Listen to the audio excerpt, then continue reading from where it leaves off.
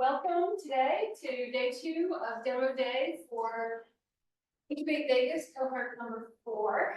If you didn't watch yesterday, then I have exciting news for you guys. Clark County just this week approved a grant program that we're able to deploy to the graduates of Incubate Vegas. We've had 4 cohorts so far. So everybody who's graduated, done the pitch, or sent a pitch into us is eligible to apply. The application will come in January. We'll send it to all of our graduates. And it's a $25,000 grant to help you get started. So you have a year to work on this program. You will have milestones to meet, and money will be released over that period of time. Graduation at the end means that you've met the goals that you set with your coach and your mentor team. And the final tranche is the $10,000. First tranche, if you haven't set up your company yet, will be to do just that. Do the filings with the state, get a county license if you need it, a city license if you need it. And then in the middle will be other goals that you will meet in order to get the money released. So there's 3 to 4 different tranches of money. The final one being when you've achieved the goals that you worked on and set with your coaching team, and that'll be at least $10,000. So, and you don't have to take a whole year to do it. You can get it done sooner.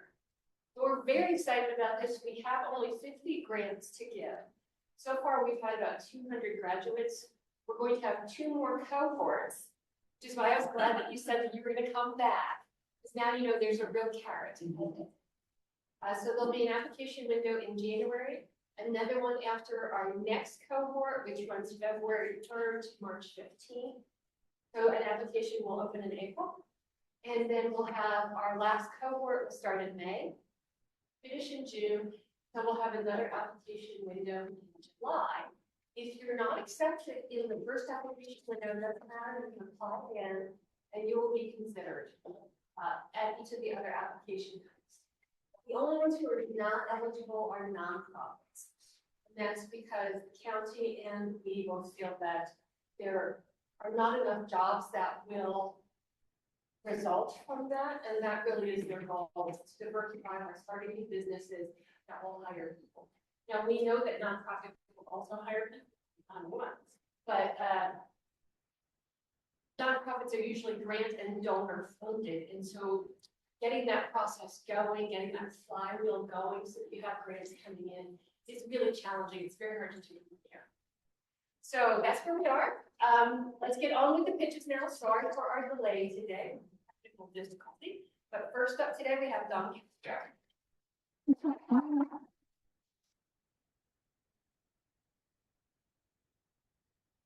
Good morning. The name of my business is Wedmus, which is your source for handmade powwow regalia, ribbon skirts, jewelry, and Western wear for all ages.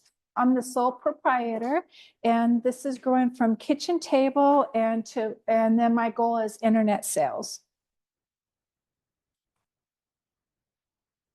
It is not moving forward. I pushed right here. Yeah, we need to have a click on here. There we and go. then this is not connected to this computer, so just It is. Oh, it is? Mhm. Okay. On. Sorry, folks. No worries. No. Sorry. It's part of the experience. Is this being shared too? Yes. All right, I don't know why this is not working, but you can use the arrow keys. Yeah, it just wasn't focused on. Okay, here we go. Yes. Sorry about that. Okay, no problem. So there are other producers that make this type of material. Today, we're going to focus on Ralph Lauren, although there's many others that produce Native American style, Southwest style. So we're going to focus on Ralph Lauren. The first picture there with the lady with her belt on, it was his 1981 campaign. and then the skirt, and then on 2022, that's with the lady with the white and brown sweater. That's his 2022 campaign.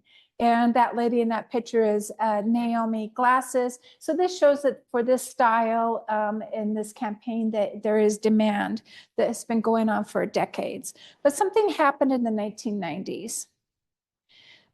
Oops. In the 1990s, the Indian Arts and Craft Board did a revision where there's now a substantial fine if you produce something and you say it's Native American or Native American inspired, or it's so close that it would confuse the consumer. And so Ralph Lauren had a problem. So his line of revenue from his Native American style, Southwest style products was threatened. And he could also, on top of that, be fined. So he did something very clever. He added, for the first time ever, a designer on the label called Naomi Glasses, and she is an enrolled member. She's a Native American. So this move, for those with business acumen, shows that, excuse me, shows that he protected his revenue line, and he also avoided any federal fines from the Department of the Interior, the Indian Arts and Crafts Board. So well done, Ralph. So and the reason, one of the reasons behind this, I propose, is that he was able, which he actually did, was authenticity. So authenticity matters. And so we demonstrated there's demand and authenticity. So what I've done so far is I started out in the parking lots at powwows, and I would walk around among the crowds of people, and I would say, hoo, anybody want to buy a ribbon skirt right here, put it on, you can get out on the dance floor. And I would look at the vendors and that were there with the stands, and I just think, wow, those guys are pretty cool, and I would like to be one. So I proceeded to that, and here's a picture of me vending at an event, and where I actually got a table. So I'd like to go over my prices. For my earrings, they're $7 to produce, and I sell them for $35. Ribbon skirts cost $27 to make, and I can sell them for $60 low end. They can also go for $80, and at times I can get $100, depending on if it's a particular style that's in vogue at that time. My prices remain competitive if I'm able, my prices will remain competitive if I was able to increase them by 30% in order to meet any e-commerce additional fees or taxes that could be attached to that. So my prices are competitive and then within line with the market that I'm pursuing. So one of my goals is I would like to join an e-commerce platform, and I'm looked at Etsy. Etsy jewelry and accessory are among the top 6 revenue categories, representing 20% of the gross market sales. Apparel representing 15%, and that's based on Etsy's 2024 Q4 earnings report. The 6.75% transaction fee is manageable based on my price point. The platform is user-friendly, and Etsy shop owners self-report as Native American per 3% self-report per Etsy Global Census 2019. So there's demand, authenticity. Etsy is an e-platform which specializes in handmade items, and that the line that I'm pursuing is popular, and that was demonstrated by the demand of the Ralph Lauren field. I've been successful at craft sales. Jewelry and accessories and apparel categories among the top 6 selling categories at Etsy per their 2024 Q4 earnings report. So I'd like to go over that it is a 1.4 billion industry, and that that my category is 112. Sam, and I'm feeling that I could get $4,800 in revenue once I'm set up. So what I've demonstrated is that my company, Wedmus, that I have authenticity. Etsy shop as self-reported as 3% Native Americans, and Ralph Lauren gets a blip because he does have Naomi Glasses. That Etsy promotes handmade. I have handmade. Ralph Lauren does not promote handmade. The average price, my average price $80. Etsy reports 200, and Ralph Lauren reports 149. So mine are unique. Etsy shop. That's one of the things that Etsy shop points out, that they have unique unique products, and Ralph Lauren has mass manufactured. So my goal today would be membership. Although I've achieved a license and legal fees, I'd like to have continued membership on that in order to like renew and then follow up all the guidelines on that. For example, I found out that I had to self-report of any missing property, file taxes quarterly, and there are other things that I would really appreciate mentorship on, because which I didn't know exist. And so I would also appreciate that, and any equipment that would help me do it, like a fancy sewing machine. All right, so I want to thank everyone for your time. Yes, this is a recently one, hot off the press. And so here and there, and the crosses are significant because they represent the 4 directions of the wind. And the ribbon skirt is a traditional skirt you could wear anywhere, but they're also fit to wear on a powwow, and they're competition worthy. So you could go out, actually dance in this, and participate in a competition dance. And this is actual regalia. Okay. Thank you, everyone, for being here. I'm Travis Wainio, the inventor of the VIA automatic glove dispenser. So the problem that we're seeing in the industry is glove chaos. Everybody's struggling to put on nitrile gloves. One really good example of that was I was watching a presentation during the pandemic. The governor of Washington was making a presentation, and there was someone in the background trying to put gloves on, and I swear it took them about 30 seconds. They were just trying to pull them up. It just takes a really long time. And if you think about it, when you're putting the gloves on, you're touching the outside a lot of times. You're not doing it exactly correctly. So that leads to safety and cleanliness issues, and especially in the clean rooms and labs where you're touching a product, and I think it's very important to have that cleanliness. So the solution I came up with was an automated dispensing and donning system. So it's fast, touchless donning. So the glove is on a cartridge, drops into the machine inflates it, and you just simply put your hand inside and make a fist. And then it just removes it from the cartridge, and then your glove is on the hand. The goal is to be about 5 seconds per hand. So really speeding up that process. And you're also not touching the glove, the outside of the glove, then it's a touchless system.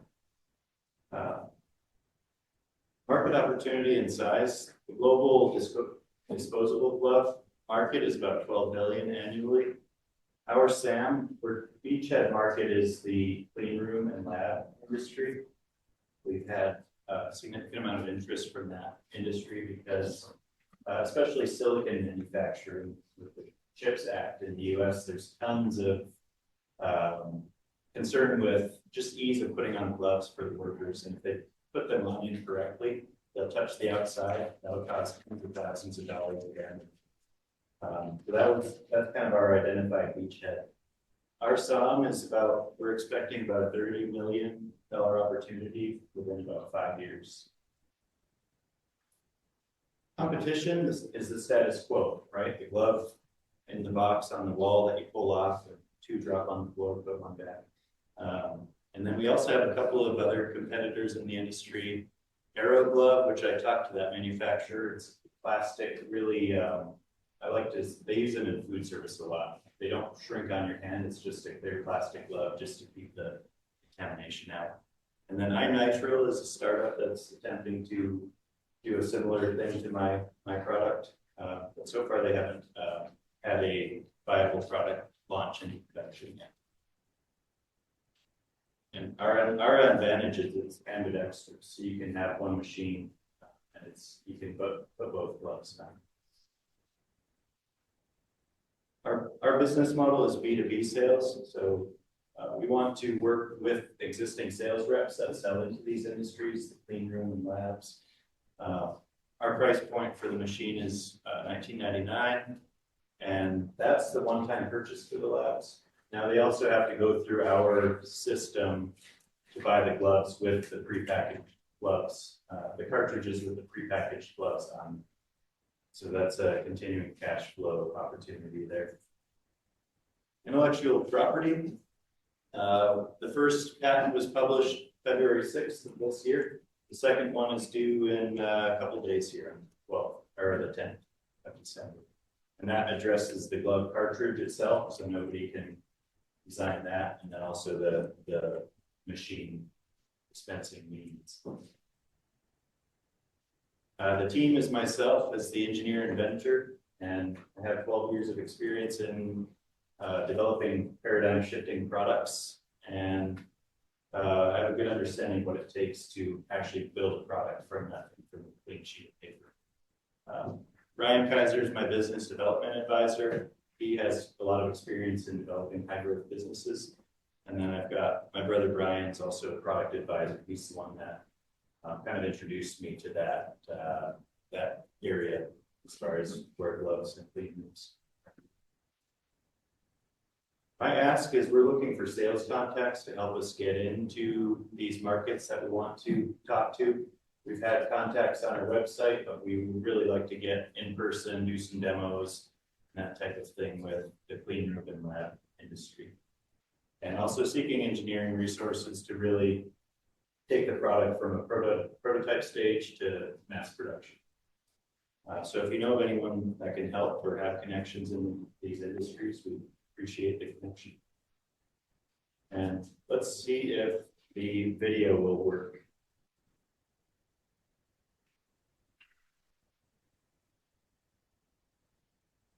See the cartridge drop in. There's a vacuum that pulls on the cartridge and the blades, and it's on your head. That's it for my presentation. Appreciate it, guys. Good morning, everyone. I am LaToya Russell, owner and founder of the OBM Office LLC, a consulting and training agency. What's the cost of missed alerts and inefficiencies? It's lives and millions of dollars. Problem number one, missed alerts in the medical industry lead to life-threatening risk. Number two, clinics lose revenue from missed billing opportunities. And number three, inefficient workflows overwhelm staff. These are problems because patient alerts go unnoticed because staff are overwhelmed, and there is also alert fatigue. Losing revenue is a problem because improper documentation and coding result in unclaimed Medicare reimbursements, and clinics are leaving money on the table. And inefficient workflows cause staff to spend unnecessary time on manual processes that software can automate. How much revenue do clinics need to lose to incomplete documentation? How many patient complications occurred due to missed alerts? These issues aren't just costing clinics money, they're impacting patient safety. They're increasing the death rates of our mothers, fathers, sisters, brothers, grandparents, and friends. Our solution, we train staff to prioritize alerts and act effectively. We teach clinics how to bill properly and recover lost Medicare revenue, and we ensure workflows reduce errors, save lives, and reduce labor hours each week. Negligence or inefficiency in handling remote patient monitoring alerts can lead to preventable patient deaths and irreversible complications. Imagine a nurse overwhelmed by unnecessary alerts and misses a critical one about a patient's heart rate. We help clinics avoid these situations by prioritizing actionable alerts and creating manageable systems. That means we set up systems that don't trigger alerts for things like patient A just added a new blood pressure reading if it's a normal one. To prioritize these alerts, we audit systems and train staff to configure remote patient monitoring systems for alerts and minimize false positives. To maximize revenue through proper billing, we provide training on Medicare billing codes to prevent revenue loss. And to streamline workflows, we develop and implement scalable standard operating procedures and train staff to handle RPM process efficiently, saving hours of labor each week and carry out ongoing needed audits. Our services are designed to address the most pressing challenges clinics face with remote patient monitoring. We have group training sessions. These are interactive sessions tailored to RPM workflows and compliance. to ensure staff knows exactly how to handle alerts, billing, and patient monitoring, and this is the foundation to success. We have our consulting retainer. Ongoing support ensures that the clinics grow and the workflows and billing processes scale with these clinics, and we act as an extension to the team, helping resolve challenges in real time. And our SOP subscription provides built-in and customized standard operating procedures that streamline every aspect of RPM, from onboarding patients to ensuring compliance with Medicare bidding codes.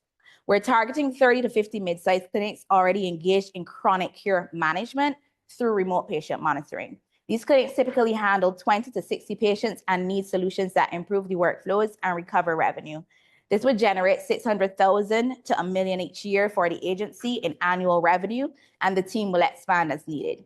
Beyond the initial 6 months of onboarding a new clinic, the clinics will continue to rely on our services because healthcare is consistently changing, compliance rules shift, and patient needs grow, and all workflows and tech must evolve. Currently, we find our clients through Facebook ads. In the last year, they've added a 30% tax onto ads that are deployed from Apple systems, which also tips into our profit. So having additional ongoing retainers would assist, and also word of mouth by current clients that are having great success. Our total accessible addressable market is expected to reach $16.7 billion by 2030. The SAM is currently at $9.33 billion and is expected to reach $15.9 billion by 2030. And this is with us targeting the chronic disease management market alone. And our SAM is initially targeting 30 to 50 mid-sized clinics, as just mentioned before, to achieve a $600,000 to $1 million annually. Chronic diseases like diabetes, hypertension are driving the adoption of RPM solutions globally, and clinics in the US managing these conditions need scalable, compliant workflows to support patients effectively. Why this will work for us? Most of the software out there only onboard the staff to use their particular software. They do not help them with integration. We train the staff to prioritize the alerts using any combination of software that they have. We're not leaving the gaps with the workflow. So we don't teach them just how to use the platform that they already have. We teach them how to optimize it and integrate it with the different tools that they're using, so that they're not just using the electronic health records, but they're also using their RPM systems to prioritize and manage those critical alerts.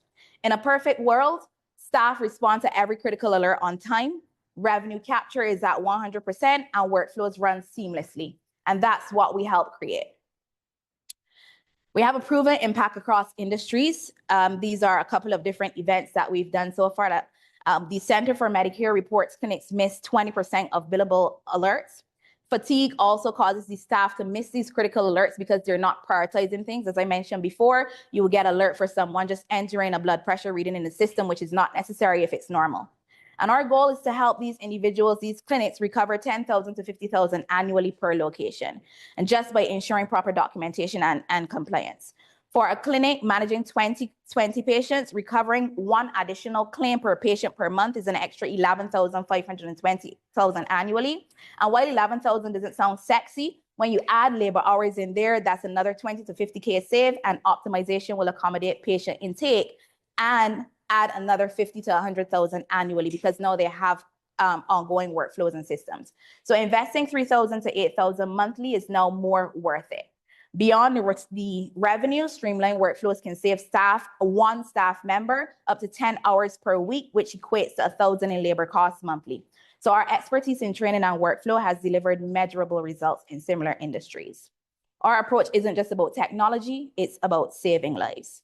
Your partner in patient safety, I'm Latoya Russell. I have a decade of experience in automation. I work along with some contractors, media buyers, and tech assistants. I've trained over 5,000 nationally. My axe is introductions to telehealth leaders and medical office decision makers.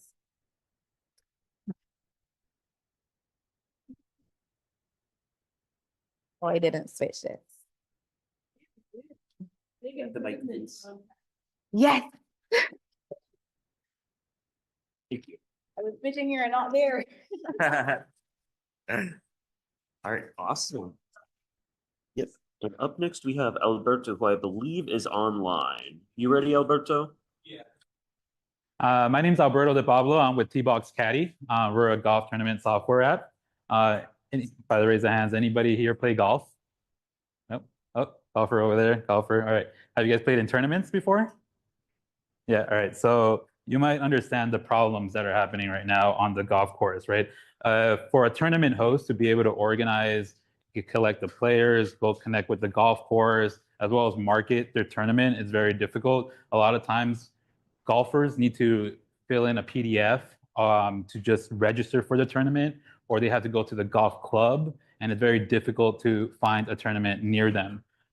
There's a lack of seamless payment options. A lot of times, again, in that PDF, you got to put in your credit card number. There's no really easy way to do payments from your bank account or from your card, and then be paid out in those same methods. So as you win a tournament, you might get a prize pool, and then how do I cash all this out? Sometimes it's paid cash, sometimes it's a check right now.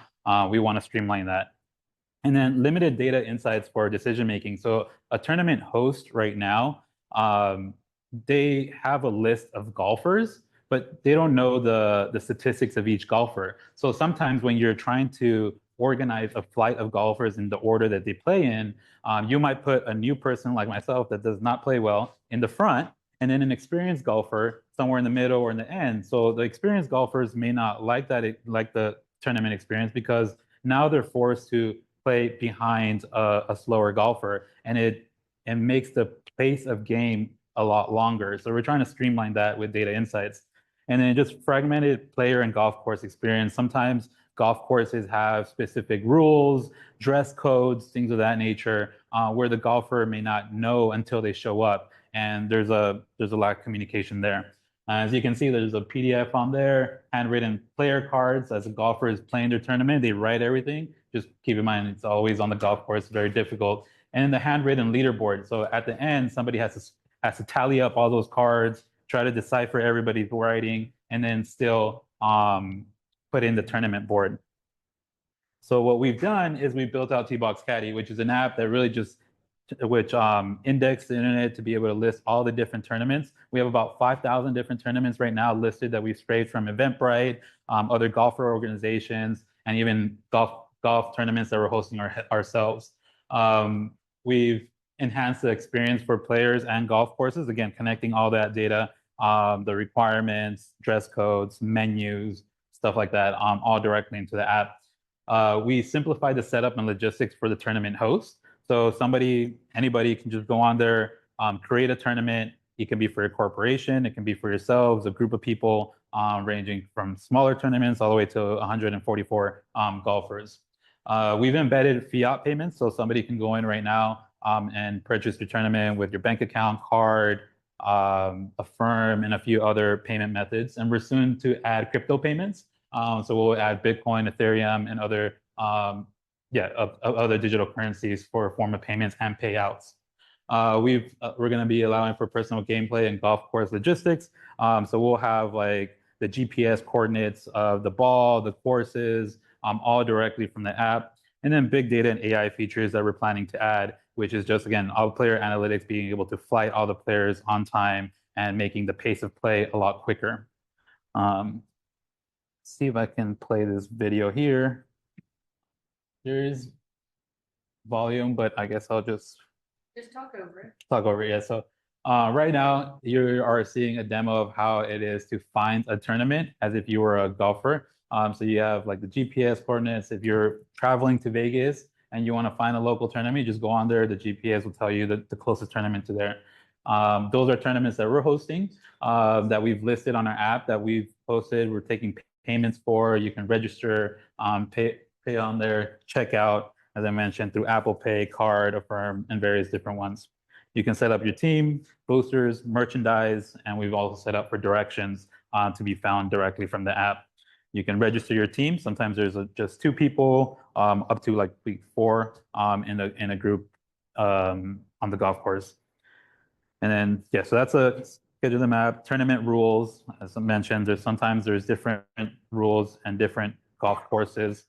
All the different holes, you can put in the score, is all done all directly into the app. It calculates it for you, even for the tournament host. Yeah, so that's kind of where if you already registered, that's kind of the screenshot. At the end of the tournament, you see everybody's score, how they're flighted in the order that they performed. You have your personal account. If you win the tournament, you'll see an account balance on there of the payment that was paid out to you. You can check out and then select to be transferred to your bank account or directly through ACH. And in the future, it'll be crypto payments as well.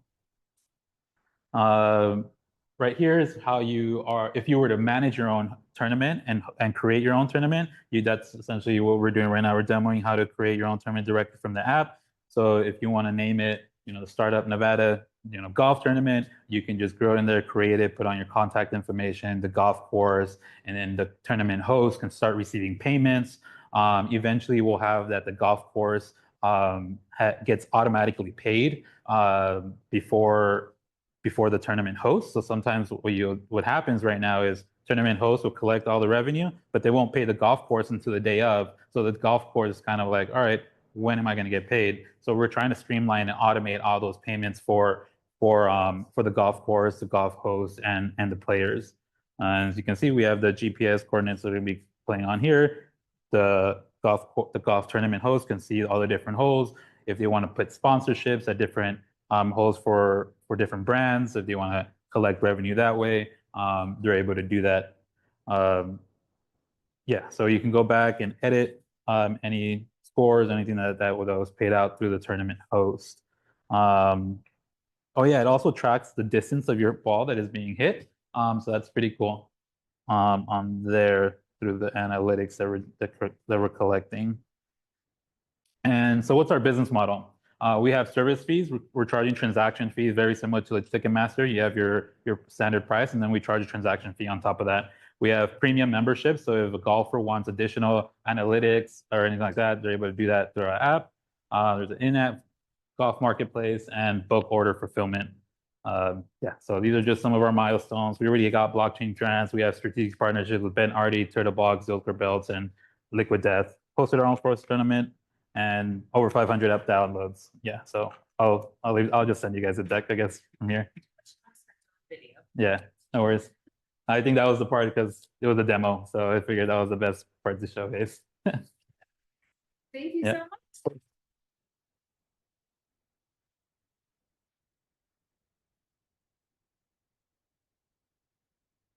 Let's time for a break, but instead of taking a whole 15 minutes, unless we really, really want to, if we can go back at around 10:30, that gives us 6 minutes. How about that? Okay, my name is Penny Kraft, and I'm with Step Up Foundation, and we are a transitional company for nonprofit, for displaced youth. And did you know that Michael Jordan was cut from his sophomore high school team because he had no game? Oh yeah. Did you know that Einstein was kicked out of school because he was too stupid to learn? Oh yeah. Did you know that Walt Disney was fired from his first job because he had no good ideas? Oh yeah. All these people have one thing in common. They were made fun of. They were told that they were no good, had no good ideas, no nothing. This is gold. When somebody tells me something like that, it is gold to me. It is like gasoline being thrown on a fire. When somebody tells me you can't do something, I say, oh yeah, watch me. Watch me. I can do this. I can do that. When they tell me I'm ugly, I say, oh yeah, watch me. More than 2,000 foster kids will age out of the foster system this year. 25% will be incarcerated within 2 years, and 25% have PTSD. 50% will find employment by the age 24, but 33% of the men will, 33% of the men and 75% of the women will still have to have help from the government to survive. 100 women in each month will age out of the foster system in Nevada. 60% of those will fall into drugs and prostitution and the sex industry, I'm sorry. And 70% will become pregnant by the age of 21.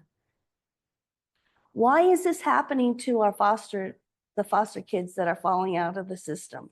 Why? The reason why is because they're looking at their self as though a funhouse mirror. They're looking at themselves as what the world is looking at them as. And it's ridiculous. People tell them they're ugly. People tell them they can't do it. People tell them they're no good. And they believe it. They believe it. Reality check is that they are diamonds. They are beautiful. They are God's gift to this world, just like everybody else. And I want them to know that. They are priceless. They are treasures. Instead of, I want to teach them, I want to be their foster mom, and I want to teach them that they, instead of crying over their tears, instead of crying over difficulties, they embrace it and they say, what? You called me ugly? What? You called me stupid? Oh yeah? Watch me. Watch me. I can succeed. I can do this. And in 10 years, when they go back to their high school graduation, they can say, I'm running a nursing school. I'm running this. I'm running that. I'm a manager at this. And you told me I'd never amount to anything.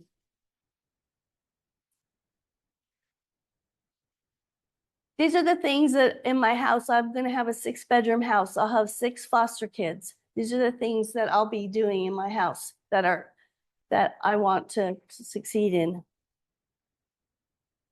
Next step is I'll have a home that after they graduate from my house, they'll be able to have a home, and these are the things that they'll be taught in their home. They'll also be living rent-free.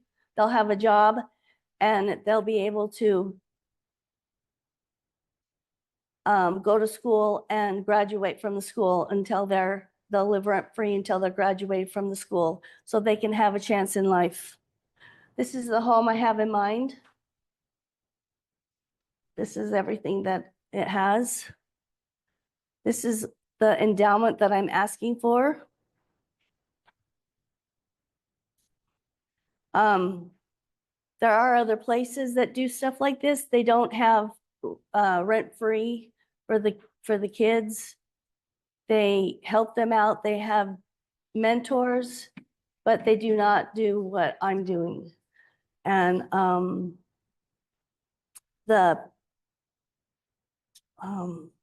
writing a book. Kind of hard to see that. I'm writing a book. I'm hoping to get money from that to fund the home. And I'm with Next Step. My name is Penny Kraft, and I thank you for your time.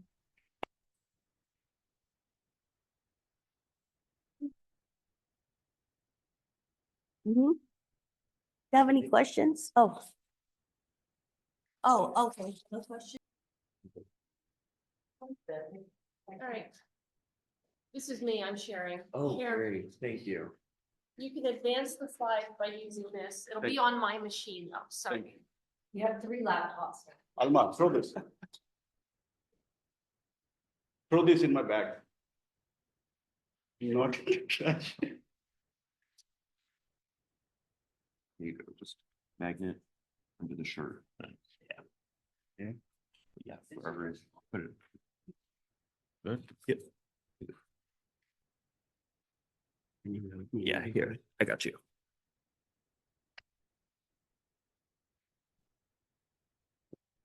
Oh, okay.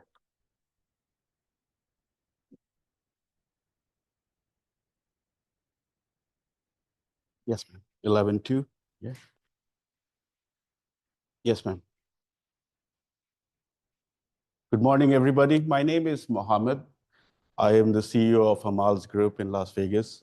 I'm also an real estate investment professional, hospitality professional. I have few business management here. Doing in the hospitality management, this is the first time I'm doing something like this, thanks to Maggie, Andrew, and all that. I'm just trying to be cool as possible, but I'm very, very nervous. Hospitality, travel, and luxury real estate is my passion more than just a dream. Happy to share that together with my dedicated team in Las Vegas, I have served over 20,000 guests here in Las Vegas with achieving 98% five-star reviews. And the revenues, oh, you can't hear, sorry. Oh, okay. Happy to share that. I'm just looking at it. Happy to share together with my dedicated team. I have an honor to serve 20,000 guests in Las Vegas properties only and achieved 98% five-star revenue reviews, along with the $10 million plus revenue so far. Here now, I'm trying to develop an AI-powered booking engine platform that's called travel marketplace like Airbnb and Expedia, and trying to simplify the travel process, what people generally face a lot of difficulties. There are a lot of hidden fees, there is a lot of problems, there are a lot of charges which is not disclosed at the time of booking. So I'm trying to simplify and achieve the end goal of hospitality to spread joy, happiness, save money, and the travel should be memorable and fun. The problem what I'm facing here is these online travel agencies like booking.coms, Airbnb and all that, they are just trying to think about themselves. Since I'm an insider, I'm from the other side as well. So I understand the pain of the travelers. The purpose of the whole thing should be that if you are planning to come to Vegas, which is a very huge market here, that we should enjoy the trip, not to worry about what time I have to pay. I have paid this much, I have this. These are the issues. The hidden fees is the biggest problem here. And if I see this is just by having this platform, I'm trying to see how I can solve this. So first of all, what we did is that we have reduced the pricing structure, and we worked on the pricing structure in a way that whatever the people who's booking through these booking platforms and all that, they are saving approximately 5 to 7%. But if you translate the market of Las Vegas only is $7 billion in Las Vegas market in hospitality only for hotel accommodations. So if you calculate 5% saving for the travelers, so I think I've already have a ready clientele and would like to go for it. Not only that, for the hotels also on the other side, I'm also saving the money to them. At the end of the day, they wanted to have not only the profit, but the extraordinary services and the care. What the things and the services after sale is most important. Generally here, the trend is that once people book the rooms, after that, nobody cares till the checkout. But here we wanted to go from till the check-in, till the checkout, so that you have no problem and you feel like you are at home. At the same time, there are certain limitations. Sometimes customers start getting into your nerves and started things which is unreasonable. I get a lot of Indian customers. I'm a born Indian and now a proud citizen of US. I got a lot of international clientele who's known to us in our other businesses. They say, oh, coming to Vegas, do you know this place where I can do this thing, that thing? You know what it is. I said, yeah, go to this place, go to this place. The fact is I never been to that place despite being here in Las Vegas. Then the next day they call, you told me to go that place. I said, oh, no, no, no, no, no. It was number one. You went to number one. I told you number two. I mean, I have to somehow save things. Like I'm talking about the club's name. They have the last ending with 1, 2, 3, and for different reasons. So at the moment they are on call, I just looked at it. So that name one. So I said, okay, go to this name and now number one. And then later I have to so somehow try to save my face. The market, as I said, is a very huge here.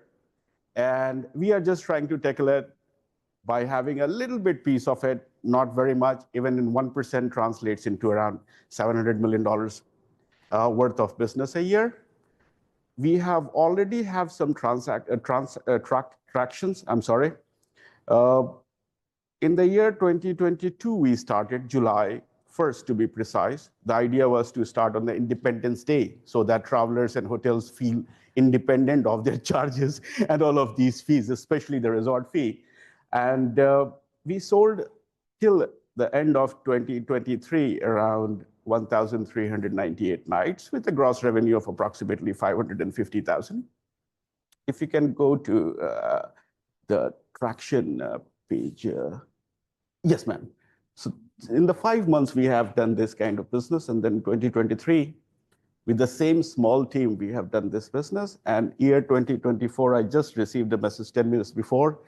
They have the figures till November the 30th. We have already achieved 93% of what we were targeting for.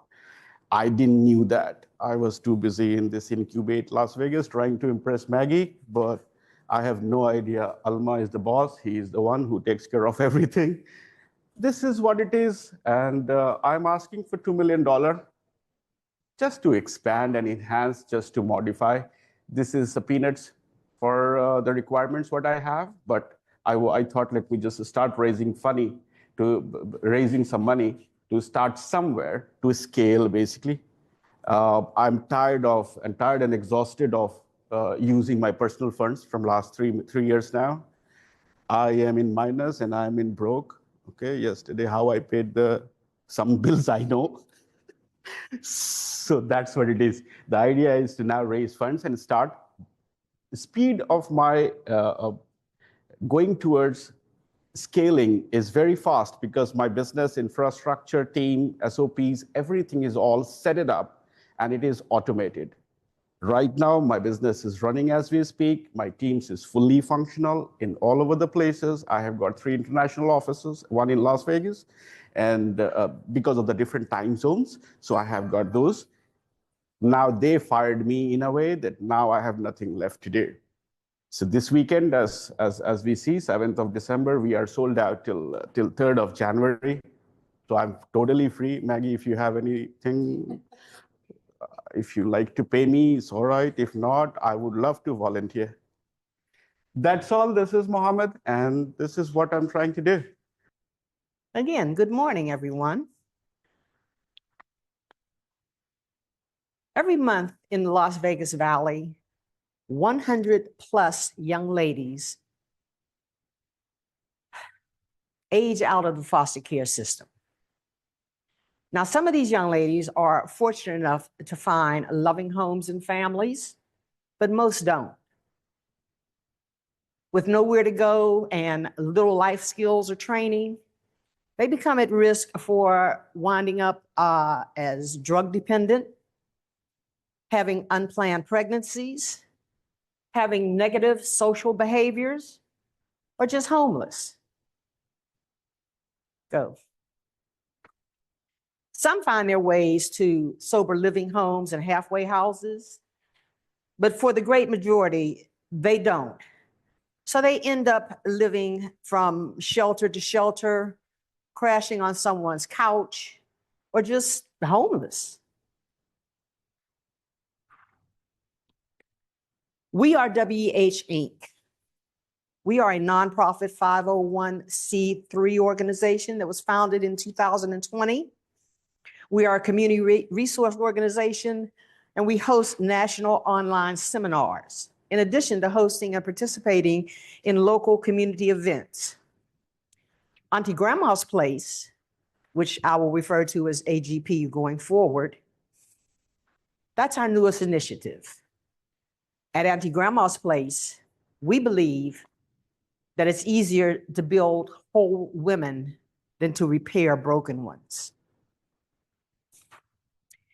And we would do this by serving to bridge the gap between helplessness and learning to adult successfully. Andrew.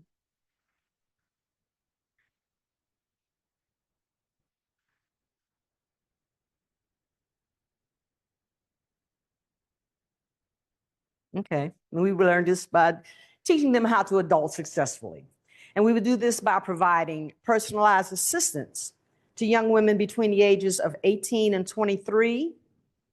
They would live on site for up to 5 years. And during that time, they would learn the art of daily living through learning activities such as financial literacy training and employment search.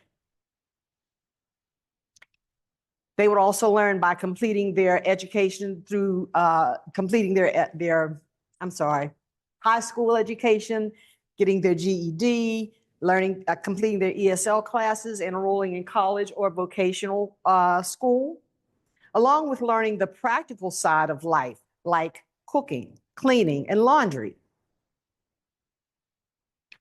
Moreover, AGP would incorporate the skills needed to practice the art of socialization, such as active listening, cooperation, empathy, problem solving, conflict resolution, and self-awareness, and so much more. The advantage would be that our young ladies would be acquiring these skills in a stable, loving home environment. AGP will partner with existing organizations such as Clark County Step Up Program, which provides housing vouchers, educational stipends, bus passes. Rise Homes, which offers counseling, rehabilitation, transportation assistance, job placement. CCDFS, Clark County Department of Family Services, which is the parent company of the Child Haven facility. Child Haven offers, that's the program that the foster care children go through. CCSU, Rise Homes, and Child Haven would all be our main residential funnel. AGP has a revenue that includes AGP has a revenue model that includes donations, grants, that's totaling $298,200 a year. We also have a financial projection that shows a monthly revenue of $14,150 and a yearly revenue of $169,800.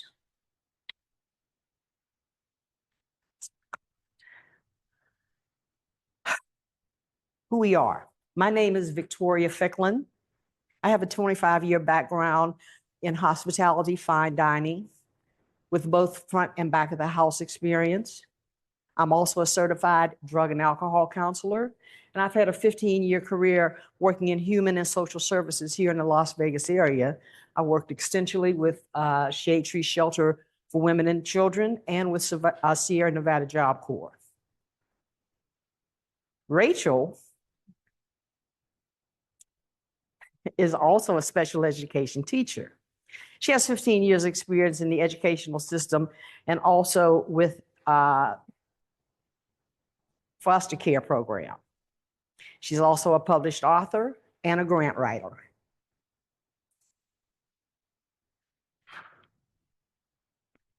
So, Auntie Grandma's Place. We are asking for a $90,000 endowment that would cover a $55,000 initial investment, setup fee, and a $32,100 3-month cushion. That would bring us to about $87,100, and that would give us a cushion of about $2,900 for our first 3 months operation. And that's it. That's who we are. That is what we would like to do. And are there any questions? She's going to be handing out our cards. So are there any questions?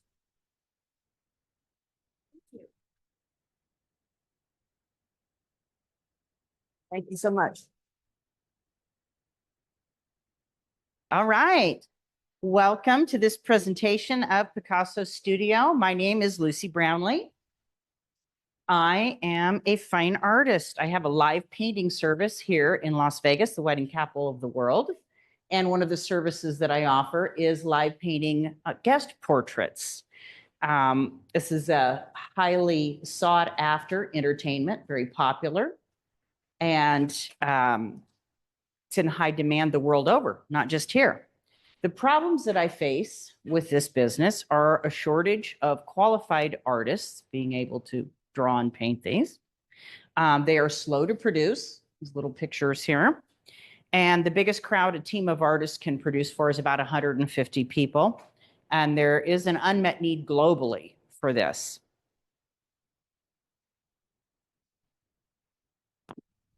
Pointed at you. Okay. So the system I'm developing, the idea is to create a rapid image processing software that turns a photo into a sketch. The sketch goes into a printer. It prints on high quality watercolor paper. When it prints out, there's an artist there that can embellish it with watercolor. It's much faster. The skill level needed is much lower.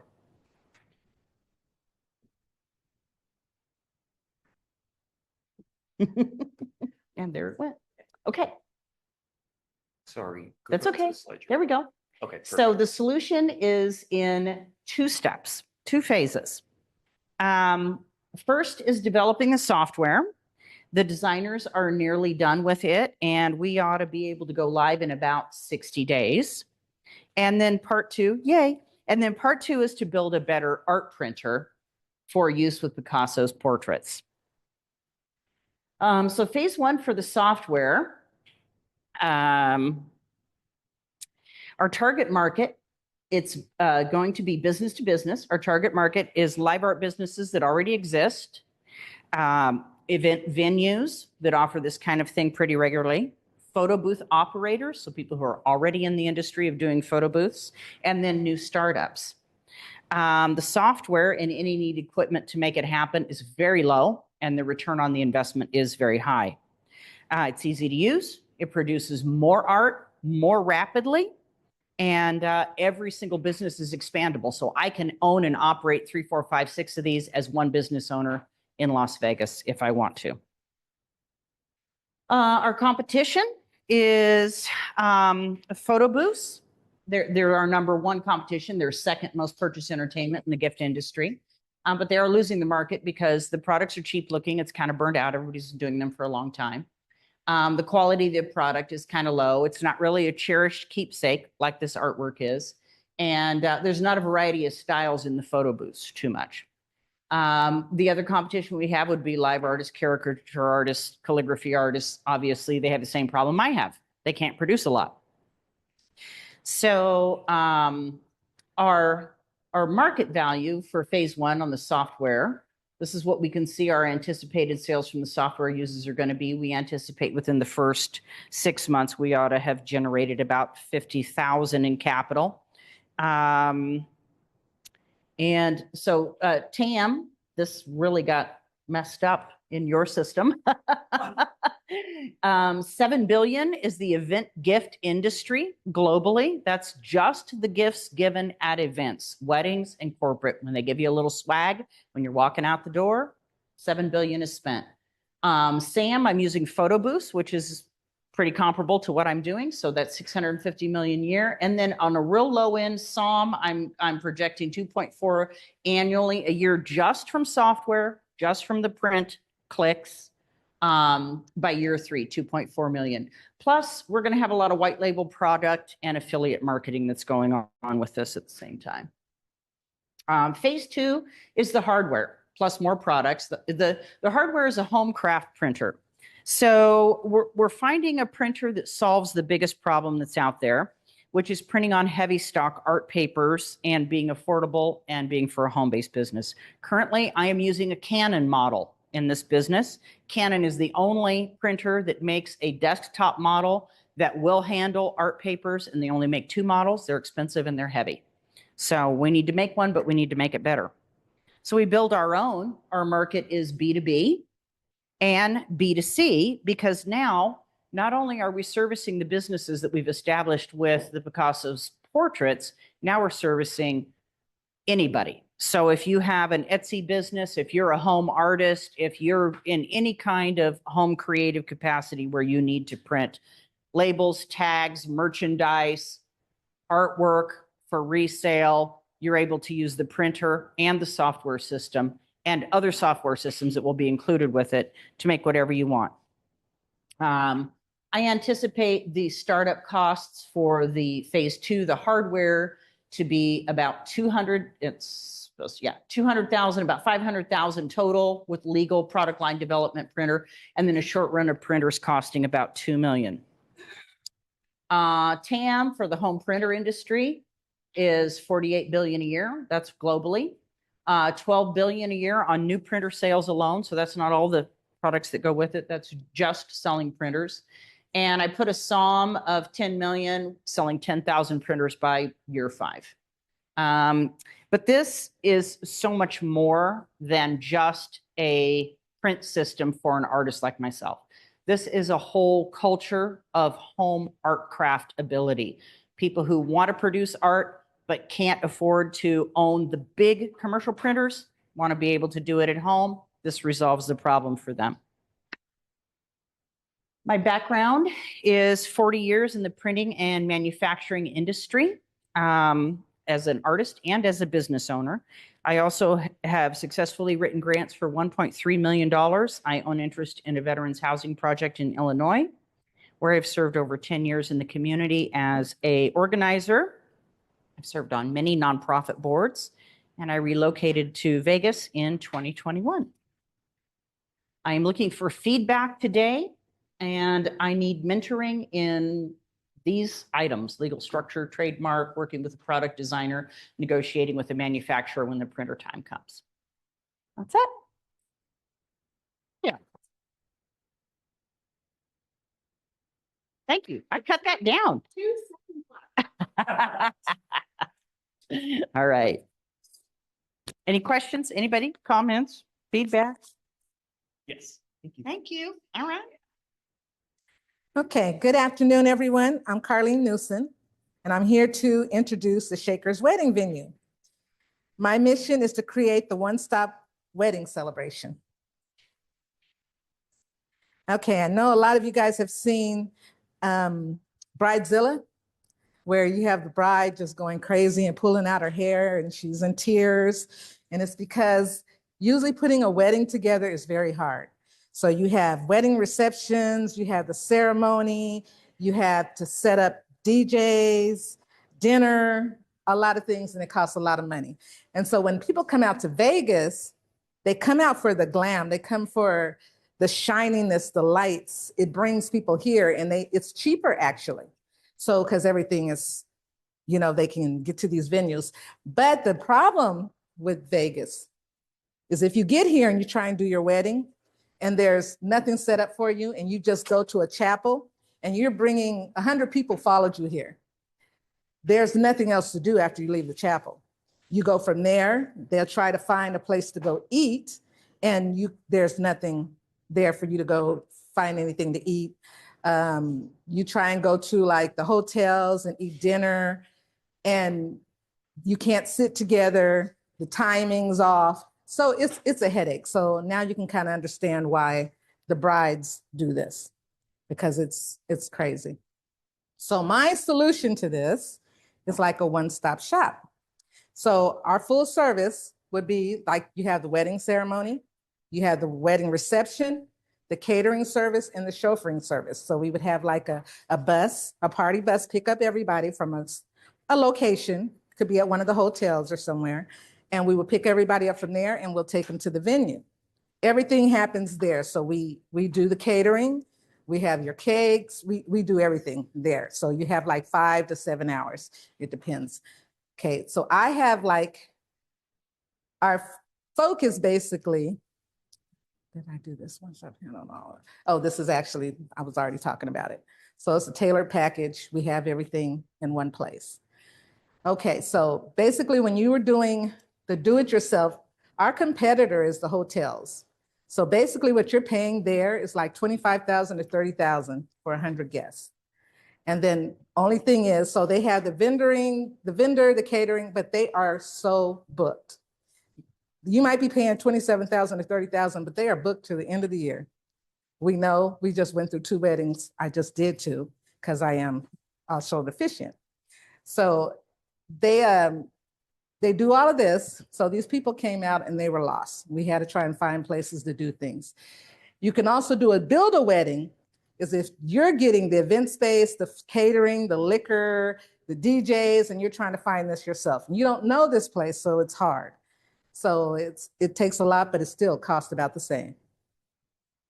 Okay, the size of the market out here for weddings is $1 trillion business. That's why it's the wedding capital.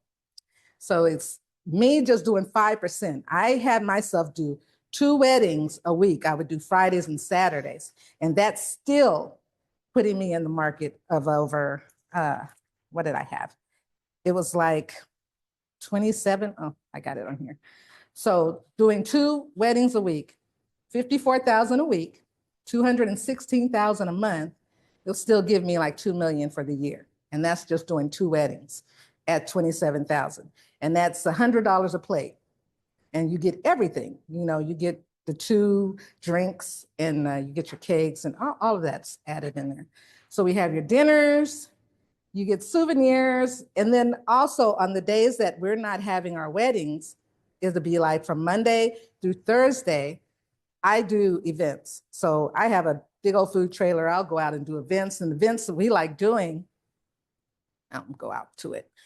It's stuff like this. So every event is like $100,000. So we can make up to $100,000. You just have to be prepared. You have to have the equipment to do it. You have to have like a big old semi that's cooling your food and all of that kind of stuff, which I don't have yet. But I've done large events, so I sell out a lot. And I just have to shut up and close down. So we do have this CU trailer. So we got that from CU. Y'all know that's in Denver, Colorado, and they're at the top of their game right now. So we got that trailer from them, and we go out to the games there and we do tailgating for them. But for this, our plan was for funding is generating like 40% towards further development of the property, because we saw a property that we wanted and it needs some work. So if we were to buy it, 40% towards that, and we were only asking for $1 million if we were to buy it. But if we are to lease it, it would be like 500,000. Okay. The marketing and sales, 30%, 20% for operations, and 10% for expansion and growth. And then meet the team. This is me.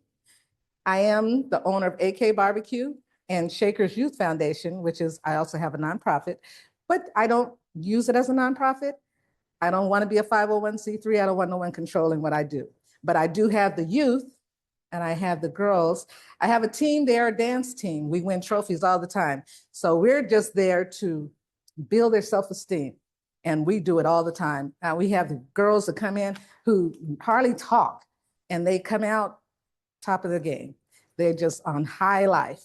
But we fit that in every building that we have. I fit that in. I've been an entrepreneur. I've done bail bonding. I've had a cleaning service. I'm just one of those. I'll hustle my butt, and money just comes to me from stuff like that. It just clicks to me. And everything that I do, I involve the kids. So that is me, and this is my pitch. Hey, everybody. Thanks for being here. My name's Dr. Edward Cunningham. I'm a chiropractor. And after, I guess, January of 2020, I identify as an entrepreneur because when I was sitting in my room after I recently moved here, my brain is just going a mile a minute. And I'm like, I'm bored. I need to do something. Tapping into my ability, like my wanting to just make a difference and help people. That's how I connected with the person that's my partner in Old Life Alpacas, Stacy Payne. She founded it in 2017, and I took half ownership January 1st of 2023. What is so what we do is we have an alpaca ranch, and what that means is we do agritourism. Agritourism is an $8 billion industry. That's pretty wild, right? 8 billion in 2021. So depending on what stats you find, it could be over 10. Big industry, and it's growing. So what's the problem people have when they travel? And I really mulled this topic over right here, skyrocketing hotel costs. I really wanted to use this, sorry. Skyrocketing hotel costs. So the average, so read this here. Wall Street Journal published over 20% of hotels in the top 25 in US markets, the cost was over $200 in 2019. It was only 13%. I've seen numbers as high as like 264 average hotel. So skyrocketing hotel costs, disconnection from family because people are so busy. They don't hang out, spend time together, and put their phones down. And disconnection from nature, same thing, right? What is that sweater made of? You ask a 9-year-old that's watching Nintendo all day, they're not going to be able to say, like, you can teach them. It's a teaching experience. What is the solution? Stay with us. It's awesome. Okay, that is the actual ranch. I'm wearing a Santa hat. If you go over our shoulders, 4 miles with a drone, you will be in Lake Tahoe. Heading east is where Stacy's holding the baby, which is called a Kriya. So what is the solution that we're providing? Okay, so unplugging, connect with nature and family and friends time, as well as the global thing of saving money and staying at a cool place is fun. What are our products? What are the main things we do? Stacy is becoming a shearing expert. That's when they shear the animals. You've probably seen that on YouTube, very popular with sheep and goats and stuff like that. And the llamas, because llamas are basically, their chest is as big as a horse. They're gigantic, they're really scary. We have 3 of those. I don't even want to go try to say hi. The alpacas are kind of goofy, they're chill. It's like they're eating cannabis plants on the ranch. They're very laid back. Okay, so ranch lodging, that's huge. When I get to the numbers part, that's a big deal. Our country store, and then shearing. Okay, so shearing, it should be like 90,000 in about 3.5 months. I know this slide has a lot of data, but I'm going to go over it in a bullet fashion. Okay, so the target addressable market for agritourism is 8 billion.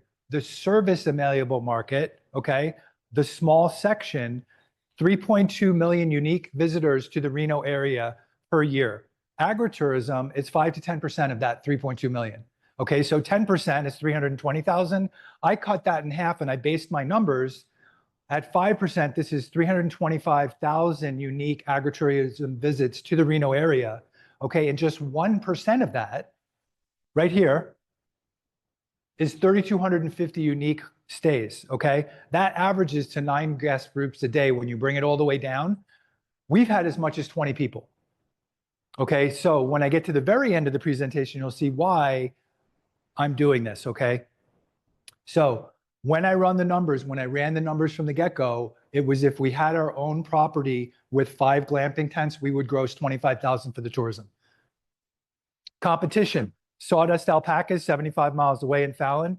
They have store and guest hosting.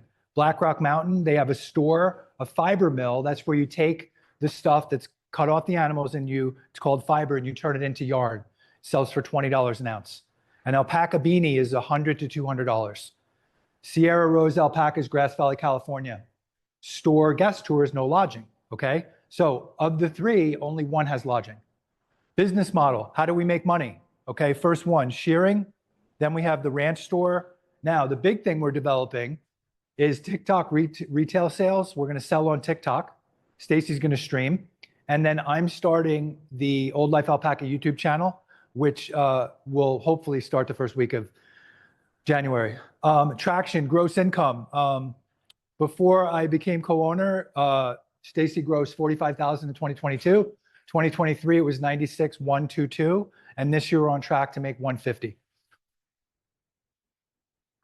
The executive team. Okay, here's the magic, I think, of my presentation. My web guy, who I've become friends with, that Stacy knew, we have built 6 websites together. I consider him a friend. We've had fights, blah, blah, blah. He's like, oh yeah, my brother's into real estate. And then he sends me the Yahoo summary of his brother's company. Well, Danny Prosky, where he's been responsible, and just one of the things he's done, 10 billion in transactions. And the company that he started in 2008 went public earlier this year, 3.2 billion, it's 4.67 billion.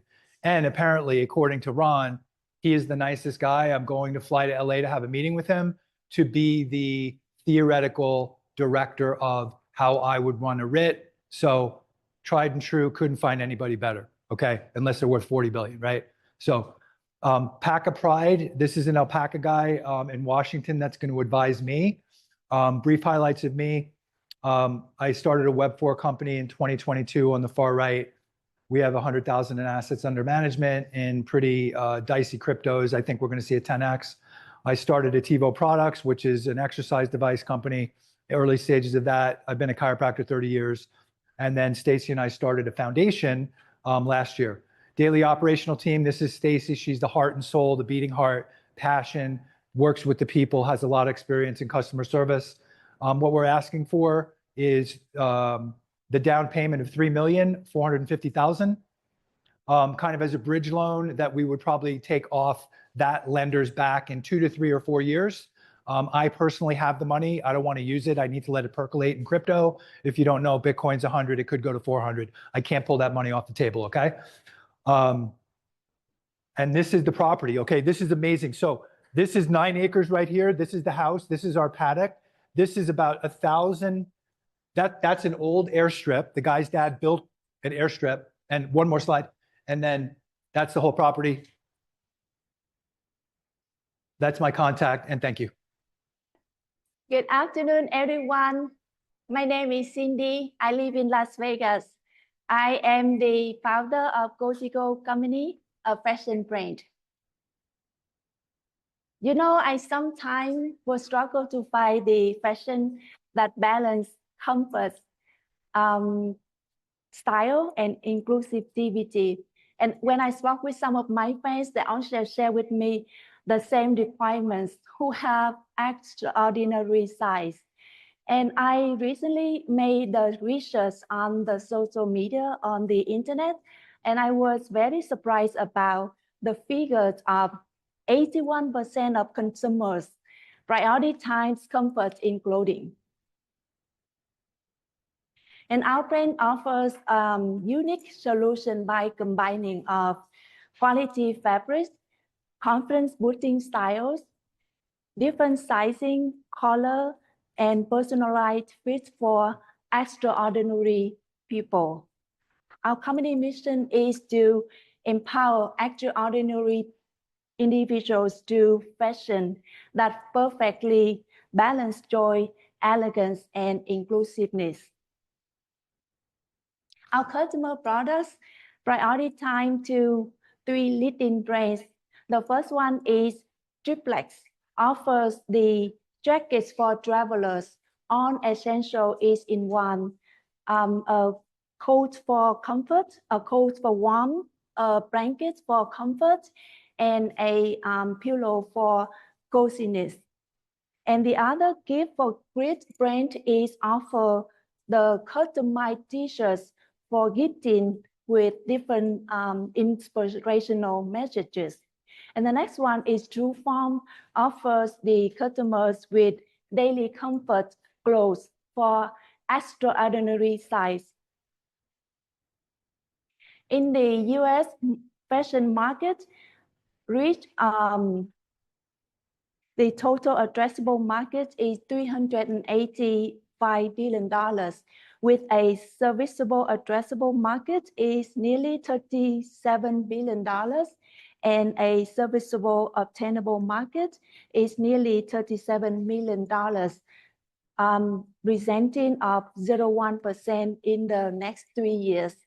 This is an amazing growth business for the niche segments in the very competitive market.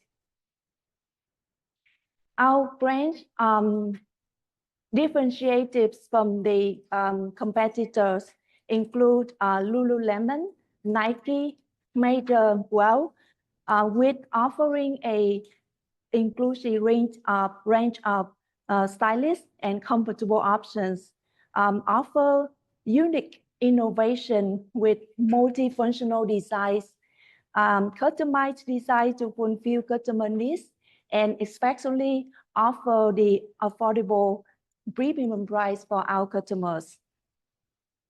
Our company prioritizes through e-commerce by offering the products direct to our customers. domestically and globally. We offer premium brand values, exclusivity, and innovation.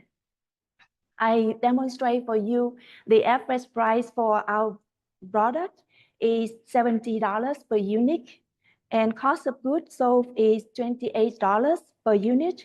Gross profit is $42 per unit. Assuming that we use a monthly expense of $20,000, we targeted to break even in the month 19 and sold with an average of 588 units.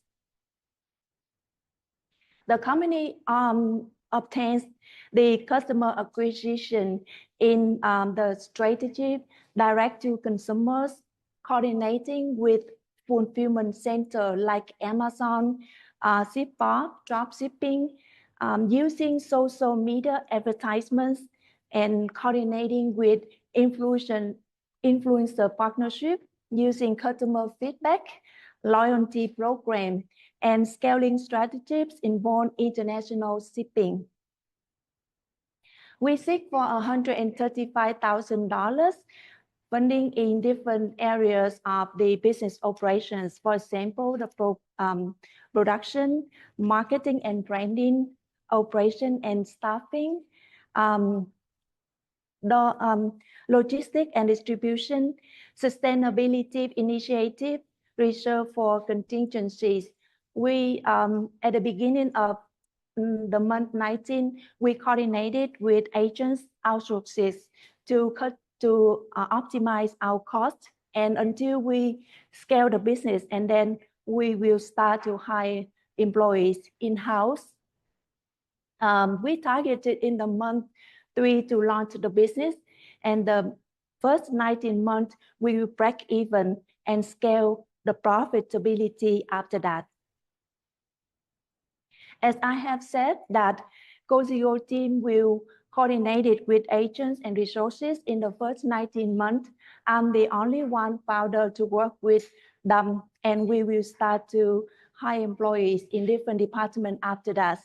And something about myself, I have 2 decades of human resources management, 7 years in fashion industry, and I recently earned an MBA degree, get more knowledge to support for my startup business.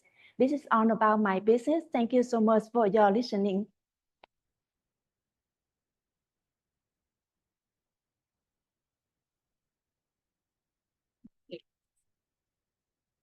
Hi, my name is Carlos de Santiago. I'm the co-founder of politicpublic.com.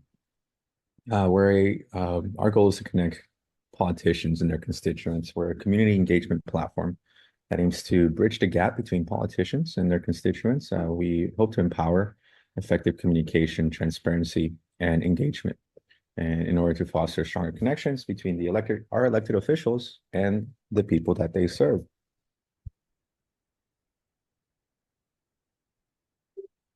Okay. Okay.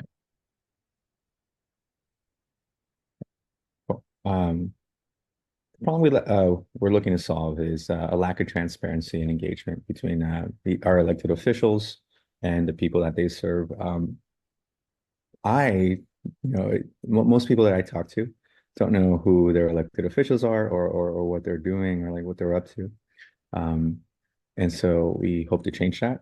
I'm going out and talking to, I go to the council meetings and I talk to the elected officials, I take notes. We hope that, using this platform, we can send those notes as like community updates or newsletters or like texts to people, basically.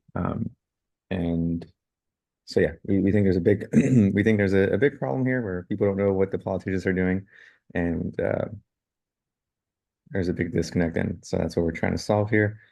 Let's see, next one. Our solution.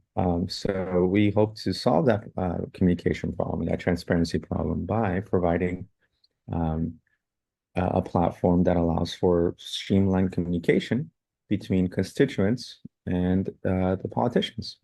We're starting out with weekly and daily updates from politicians' Twitter accounts, also like just me talking to those politicians and asking them what they're up to this week. I'm sending out like a email and text blasts to people within the zip codes that that these politicians like represent. And so that's kind of like our version one. Over time, we, as our user base grows, we hope to actually, turn this from from a newsletter and like a text list into a full-fledged platform with like feedback channels and like streamlined integration of like different tools so that the politicians can just plug in their social media and things within our platform. So next one. Here's an example of like something that you would see on Polluted Public. Congresswoman Jane Doe is working on streetlights in a specific zip code.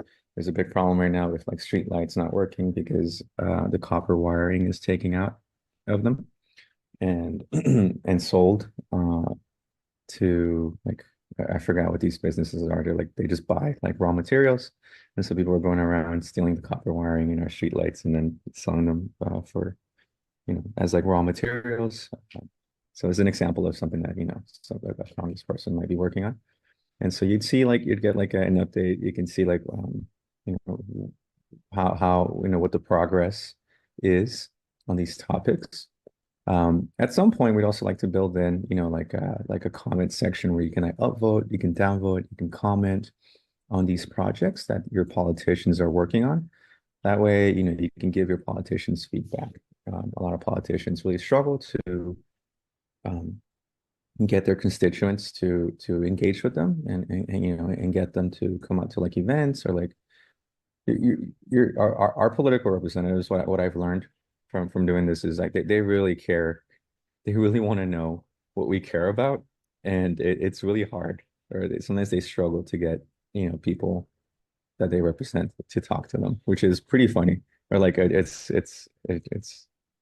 not funny. I guess it's you wouldn't think that the politicians that represent us would actually be struggling to engage with us. So I just don't think they have like they're good at like I don't know if it's they really need a community engagement tool that works because social media isn't always like the right approach. So let's see next one. Cool. We hope to make an impact by serving these politicians, empowering our constituents, and also building a platform that's scalable and sustainable. Right now, it's a newsletter and a text list, but as we begin to grow, like I said, we'll turn it into an online like platform that you can engage with and make a profile on and have like a user interface. So that's what we're working on. And cool. And ask, I'd like to raise like $2.5 million in order to accelerate development, expand marketing and sales, hire key talent. Right now, it's just me working on this. My goal for Q2 of next year would be to have 10,000 active users and 50 elected officials on the platform with like at least an 85% user or customer satisfaction score. Crazy milestone would be to have like a nationwide rollout. Right now, I'm just doing, I'm actually in Los Angeles right now, trying to, maybe get this out here as well. But right now I'm starting with Las Vegas and LA, and hopefully we can have a nationwide rollout sometime soon. Cool. The team, it's just me right now. I have friends that are, that have given me the thumbs up. They'd be willing to help if and when, their help is needed. Right now it's, I can handle it on my own, but cool. My background is I'm a full stack web developer with 5 years experience as a software developer. I'm a former Stanford Business School. I didn't graduate. It was just like a certificate of completion from like 2012. And I did startup school, which is like a Y Combinator program into 2017. And I've done 2 startups in the past, both in technology. Yeah, if you need to get in contact with me, carloscoatesnice@gmail.com. And my phone number is 702-245-5801. Thank you so much. Hello, everyone. My name is Lillian Love Dennis, and I am the founder, creator, and designer of Heaven's Lane. And I also designed this beautiful suit that I'm wearing right now. So as you probably guessed, I love fashion and I love clothes and I love buying clothes. And you would think that I would love shopping. However, oftentimes I can't enjoy shopping because it's really hard to find plus size clothing that is stylish and fits well. So part of the problem is the fashion industry's exclusion. So problem number one, you have limited size ranges, especially if you're talking about shopping in the store, or they just don't offer plus sizes at all. And rarely do they ever cater to women, whether you're straight size or plus size, who have problem areas. If you're like very tall or very petite, or you have a small waist or bigger hips, it's oftentimes harder to address those problem areas. Problem number two, you're treated like an afterthought if you're plus sized or if you're very curvy, right? So there's no personalized customer experience and you're told your sizes are all the way in the back of the store. So by the time you get back there to the back of the store, you find really unflattering fits and things that it's just not flattering really for anyone to wear at all. So you have big, ugly muumuu dresses, plus size, like floral prints and polka dots and things it's just not cute at all. It's not sexy at all. So our solution is Heaven's Lane.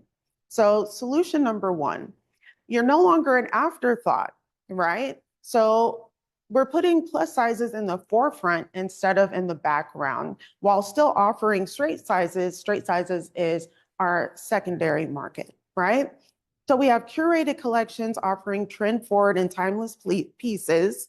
And we also offer high quality fabric and construction. Oftentimes, if you do find plus sizes, you'll have this really thin, flimsy fabric. It's see-through and it's not flattering for anyone at all. And solution number three, we have exceptional customer service. So we're building strong relationships with customers where everyone feels like a VIP. So our products, so we usually specialize in knit dresses and we have high quality knit fabric. So it's something that's stretchy, it's comfortable, it's flattering, and it's not thin, flimsy, or see-through. So it also gives you a little nip and tuck where you need it most. We also have t-shirts, we have jumpers, we have jackets, we have suits. And so our price ranges for tees around $40, $50. Dresses, $70 to $80. We have jumpers around $70, $80, jackets, $80 to $100. Suits are more expensive, around $150 to $200. So sizing the plus size market. So plus size market is pretty big. It does usually really well. 308 billion total available market, 178 billion in serviceable available market, and 6 million serviceable obtainable market. So we expect to hit that in about 3 to 5 years. So the competition, right? So here we are, Heaven's Lane. We're meeting all the marks. So out of all the companies here for our competition, Red Dolls is actually the only company that only caters to plus size clothing. Now the rest of them here, Pretty Little Things, Fashion Nova, and Shein, they do offer plus sizes. However, they cater more to straight sizes, right? So you have to kind of go click and you have to go find your size, which is almost like the digital way of going to the back of the store, right? You're an afterthought, right? You're not in any of the advertisements. No one looks like you in the advertisements. Or if you're in store, you have no mannequins. They're not merchandising for you. You're in the back of the store. You're not important at all, right?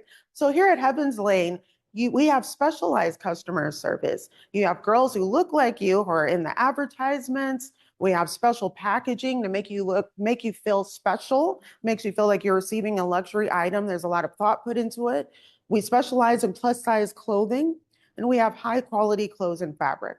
Of course, our price range is a little more expensive, so we can really focus on the high quality fabric It's not such high fashion. So in a way, it's more sustainable because we're giving you better quality. And we're also really focused on making you feel like a very important person. So our business model, direct sales, selling straight from our website, also selling at local markets and pop-up shops, vendor booths at events for my target audience. So events like Swim Thick, which is a plus size event, summer event for plus size women, they're catering directly to you, and unique markets, and also the small business groups that they have here. And also offering a monthly subscription. So that way we can have even deeper VIP experience for you. Marketing strategy, connecting with the customer. We're utilizing our sales channels, our own website, Shopify, social media, sales partners. So we do have manufacturing sales partner, sewing, manufacturing, pattern making, things like that. Also advertising, marketing methods, of course, social media and local events and events that cater to the plus size market. So our milestones. So I had a collab with Shein, which is something that I am very proud of.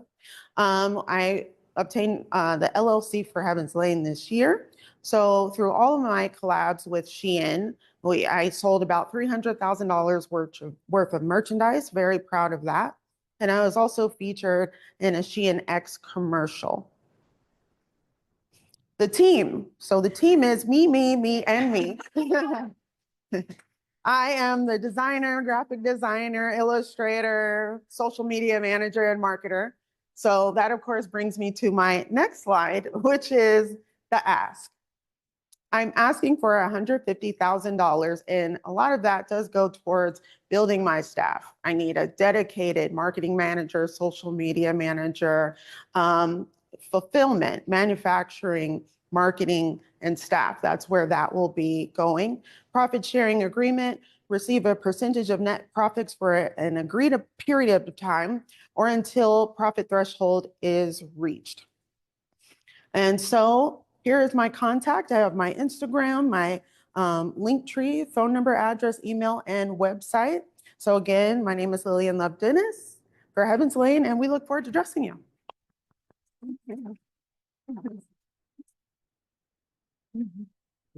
Thank you. Yes. Don't want to take that. Because I live up north and I'm going home tonight. Does Carlos have one? Does Carlos have one? Yes. I'll let him know. Is he still online? He's online, yeah. Okay. Would you like to present it to him virtually? Sure. Yes. Carlos, look. Carlos, you yours. listening? Here's your certificate. Thank you for joining us. Like I said, I will mail it. It'll be in January because I'm going home today and won't be back until January. So, Megan, you want me to mail? Sure, you could mail them. That would be fine with me. I have big envelopes for them. I just need addresses and I'll do all that. Yeah, some we may have to actually ask for. Latoya left, yeah? Oh, Latoya, oh, okay. Latoya, guess what? They liked you so much they printed you too. Congratulations.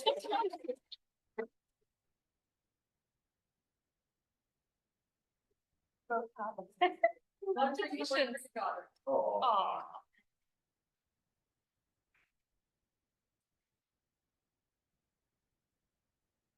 Thank you. Here's the second one. Thank you. All righty. Alberto, left, yeah? Yep. Okay. It's like easy. We should have, yeah. Shanice? No Shanice. No Shanice. Okay, Cindy, you'll be a little bit later. Mohammed. Mohammed. Finally. Finally, he gets his picture.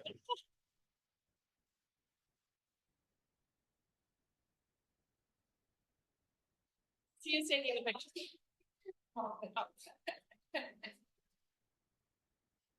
All right, Mohammed. There. I'll put here. This is a handshake. Very official.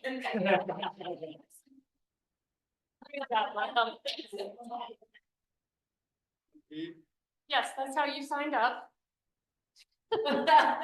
Thank you so much. Thank you. Oh, yes. Oh, all right. Mohammed wants a picture with all of us. Family photo. Little drama for LinkedIn. Okay. Congrats. Oh, okay. Great. Victoria.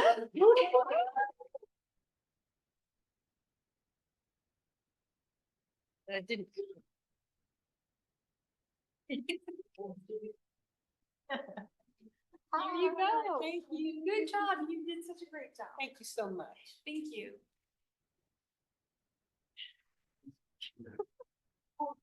I want the whole team. You want the family I'll photo? do that too. Okay, Rachel will take the picture. Scoot in, Andrew. Don't be so shy. Yeah. Thank you. Come on in. Awesome. Fantastic. Thank you so much. You're welcome. No, Chanel. Nope. As many times as we call. As for many her. times. Edward, you're up. Edward. Mr. Outsider. I'm gonna superimpose a picture of the llama. Yeah, you can put little llama ears on it. Yeah. One of these. What is she doing? Oh my goodness. She's a pro. Can I get one with everybody? Sure. Can I get one with everybody? Are you going? All right, then you hold up your shoes. Yep. Okay. Okay, sounds good. Okay. 5. Thank you. Okay. Well, thank take you. a rest. Lillian? Lillian. You're already back up. Yeah. I looks like I coordinated a little bit. I got a little red and black. Yeah. Yes, I can take that.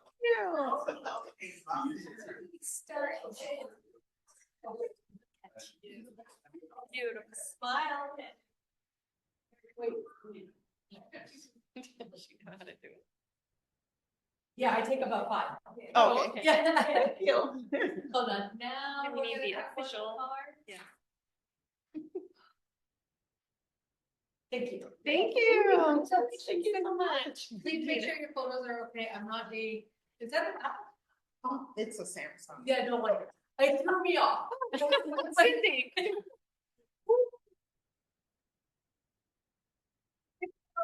Ones I have.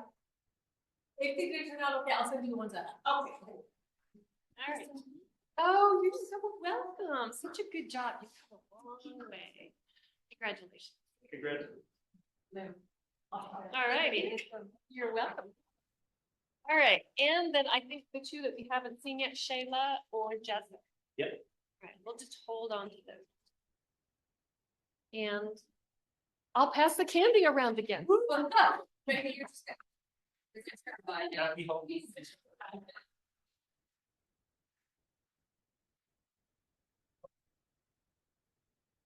Oh, you just have that? Baby's kind of good. Good.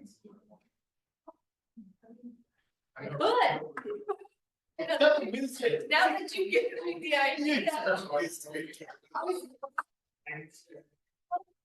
Yeah.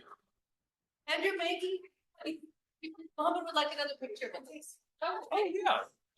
You guys? Okay, I guess Mohammed is ready to. Yes. Oh, were these ones? Sorry, we're going. What got you there? Don't come. Oh, wait. Okay. I think they're going. Okay. Your daughter's ready to take the picture? Does she want to be in the picture? Well, we want to start up and be back here. Okay. Okay, let's go this way, guys. Please don't come right up. Amanda and Latoya, come over here so we get this started in the background. All right. Okay, got it. There we go. All right. They're ready. What about you? You go, I'll take also. Give me the. Because she was our constant guest. Who was the- Have I lost the clip? Did the. Oh, I see it. I see it. At least you could see this one. Yeah. And they jump to each other. I was They're thinking very that- Yeah, perfect. Thank you. Thank you.